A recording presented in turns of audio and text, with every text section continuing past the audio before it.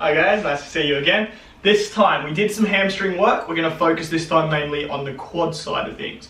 So this is, again, targeting a lot more through your quads. You will feel it through your glutes as well, but this is mainly working through your quads for this workout. So the very first one is everyone's favorite, is a simple squat. Again, I'm going to do this side on. The key, just like the deadlift, is you hinge your hips first, not your knees. The difference is you hinge both your hips and your knees. So doing the squat this time, again, chest stays up, shoulder blades back. You're going to bring your bum down and your knees come down as well. Now you're trying to get as low as you can with that squat, keeping that chest upright. As you come down, you can use your arms for balance. Try and bring your hips low. You want to be standing about a shoulder width wide, not too wide, not too narrow for this one. Keep your knees in line with your toes, so I don't want to see them coming in and out. You're pushing back from your hips as you come down. Now again, tempo is key. Nice, slow, controlled movement. I want you to think like you're sitting down on a chair. You won't sit down on a chair with your knees first. You'll put your bum out, you'll sit yourself down. Then you'll do the same to stand back up. That's the movement that we're looking for. Have fun. We've done the squat. Now again, obviously we can start adding some weights to load that up a little bit more. Now your first one, having that weight in between your body as you go down, as you come up. So again, keep that chest up, bring your bum low, hinge from your hips and your knees. The next progression from that is holding the weight at your chest. This is going to activate your core a little bit more and your glutes. So from your chest, you go down, push back, straight back up. Again, keeping your core nice and tight. Bring your belly in towards your spine for that movement.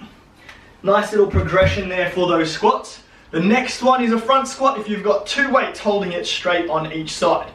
Again, make sure you're nice and stable for those though, and we don't want to be going too heavy for these while you're recovering from any injuries. Enjoy. Right guys, your next one, we're going to again target the quads, but we're also going to work through hip flex a little bit more. It's your standard lunge. So stepping back, going down, and coming back up. Now again, side on, what I want, make sure your back stays straight. This is a key part of the movement. As you step back, both legs are going to come down to a 90-degree angle. I don't want you leaning forward. I don't want you leaning to a side. Your back stays straight. It's your knees and hips that have moved again. And both knees come to that 90-degree angle. So what we want to make sure is you step far enough back to be able to get that angle. If your legs are too shallow, you're going to put a lot more pressure through your knees and it's going to hurt a lot more. So we want to avoid that. We want to reduce the risk of injury. You want to really shoot that leg back. When it comes to that point, then you drop and you drop straight down. Again, you'll see some people with lunges go forwards, go backwards. All that weight and pressure is going through their knees. You want to drop your hips straight down. Now a key that I like to say to people when you do this lunge, when you step back, you should be able to see your toe when you put your head down slightly. Now again, you're not bringing your head all the way down, your eye gaze just drops. You should be able to see that front toe at the bottom of that lunge. Nice easy one to start though. You're going to do a static lunge off one side. So one leg back, you're going to drop and just come straight back up. That's the first one you're going to start with. Again, stay about a shoulder width wide to help keep your balance, and about 2 shoulder widths back, if not a little further. Again, straight down, static one side, then the other. Your progression, you're going to alternate as you step back. Keep that chest up, side to side. And from there, your next progression, one more again, you're going to go for a static jump squat. Static jump lunge.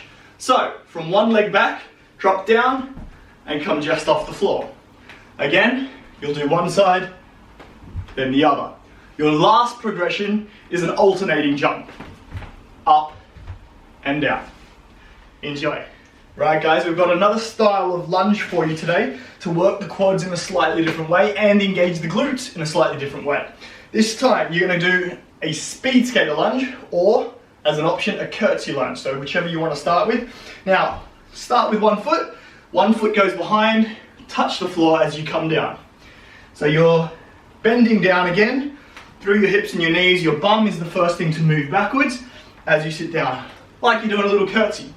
So that's your curtsy lunge. Your progression goes into a speed skater lunge, where you add a little jump as you come up and down.